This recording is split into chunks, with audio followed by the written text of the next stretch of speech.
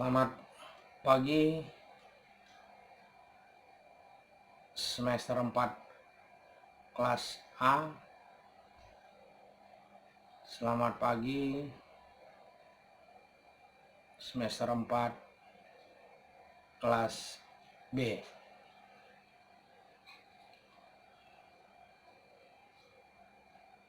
Hari ini saya Charles D.L. Pardede sebagai dosen pengampu mata kuliah Hukum Ketenagakerjaan. Nah, dalam membahas hukum ketenagakerjaan selama 14 kali tatap muka atau satu semester ini, kita akan membahas beberapa pokok bahasan. Yang pertama, pengertian hukum perburuan.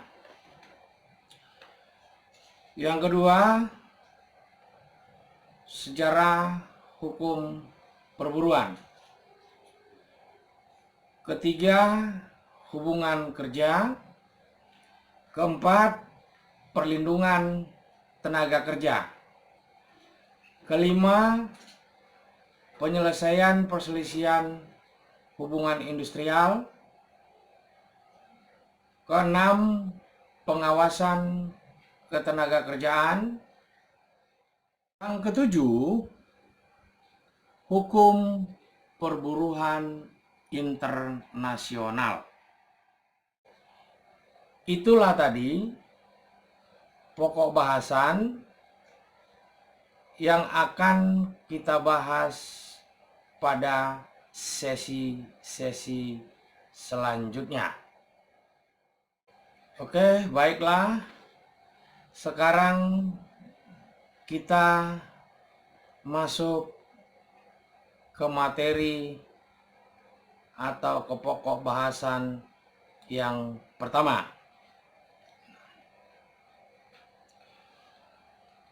Jika kita bicara hukum ketenagakerjaan, maka kita pertama harus memahami dan mengerti apa yang dimaksud dengan hukum ketenagakerjaan.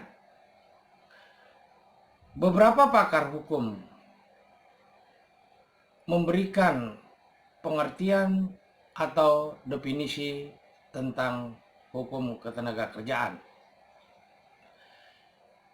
Yang pertama, Molnar. Dia menyebutkan atau mengartikan hukum perburuan adalah suatu bagian dari hukum yang berlaku yang pada pokoknya mengatur hubungan antara buruh dengan buruh, buruh dengan majikan, dan buruh dengan penguasa. Prof. Imam Supomo memberikan definisi hukum perburuan adalah himpunan peraturan baik yang tertulis maupun tidak tertulis yang berkenaan dengan kejadian di mana seorang bekerja pada orang lain dengan menerima upah.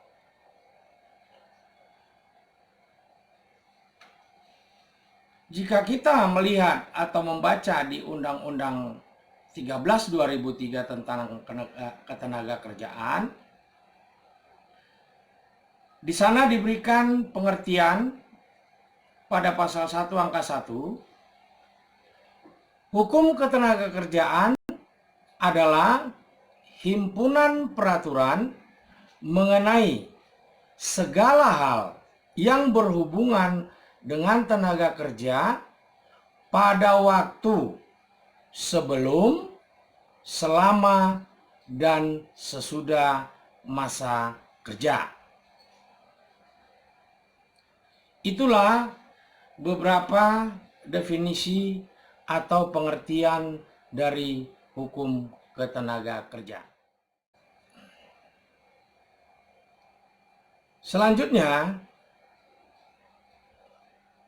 tenaga kerja. Apa yang disebut dengan tenaga kerja? Tenaga kerja adalah setiap orang yang mampu melakukan pekerjaan guna menghasilkan barang dan jasa atau jasa untuk memenuhi kebutuhan sendiri maupun untuk masyarakat. Ini bisa kita baca atau kita lihat di pasal 1 angka 2 Undang-Undang 13 tahun 2003. Tenaga kerja terdiri dari angkatan kerja yang bekerja dan pengangguran. Jadi angkatan kerja itu adalah orang yang bekerja atau sedang dalam ada pekerjaannya dan pengangguran. Itulah yang disebut angkatan kerja. Bukan angkatan kerja berarti bersekolah, mengurus rumah tangga, penerima pendapatan. Nah, hukum ketenaga kerjaan dibagi menjadi dua arti. Satu, dalam arti luas. Nah, dalam arti luas, di sana sebelum masa kerja, ya, ada penempatan, pelatihan, dan magang. Selama masa kerja, ada hubungan kerja dan bukan hubungan kerja. Sesudah masa kerja, ada kalau dulu dikatakan jam sostek, ya, sekarang sudah berubah nama menjadi BPJS Ketenaga Kerjaan. Pelatihan kerja, hak tenaga kerja untuk mengembangkan dan memperoleh pengakuan kompetensi kerja setelah mengikuti pelatihan kerja. Penyelenggaranya lembaga pelatihan kerja swasta, badan hukum perorangan, izin Disnaker Trans. Lembaga pelatihan kerja pemerintah dapat diselenggarakan dengan sistem pemagangan atas dasar perjanjian pemagangan antara peserta dengan pengusaha yang dibuat secara tertulis. Tenaga kerja berhak atas pengakuan kualifikasi kompetensi kerjanya. Hakikat hukum ketenaga kerjaan. Hakikat hukum ketenaga kerjaan. Dari sisi yuridis, buruh atau pekerja dikatakan bebas. Atau dengan kata lain, prinsip negara Indonesia, tidak seorang pun boleh diperbudak.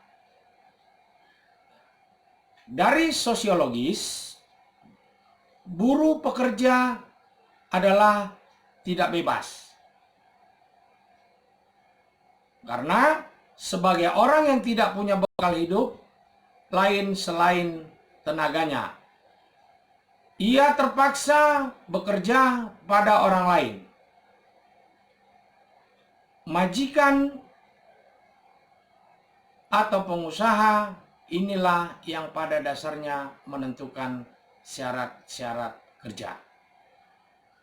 Pengusaha, pemerintah membuat peraturan-peraturan yang bertujuan untuk melindungi pihak yang lemah atau buruh. Sifat hukum ketenagakerjaan yang pertama, privat atau perdata, karena mengatur hubungan kerja antara pekerja dan pengusaha. Inilah yang disebut kaidah otonom. Publik, campur tangan negara dalam mengatur hubungan kerja dengan membuat perundang-undangan yang bersifat memaksa dengan tujuan untuk membatasi kebebasan berkontrak atau dengan kata lain melindungi buruh. Inilah yang disebut kaidah heteronom. Tujuan dari hukum tenaga kerjaan kita bisa lihat di pasal 4 Undang-Undang 13 2003. Pertama, tujuannya memberdayakan dan mendayagunakan tenaga kerja secara optimal dan manusiawi. Yang kedua, mewujudkan pemerataan kesempatan kerja dan penyediaan tenaga kerja yang sesuai dengan kebutuhan pembangunan nasional dan daerah. Ketiga, memberikan perlindungan kepada tenaga kerja. Keempat, meningkatkan kesejahteraan tenaga kerja dan keluarganya. Jadi, saya rasa untuk sesi pertama ini saya cukupkan.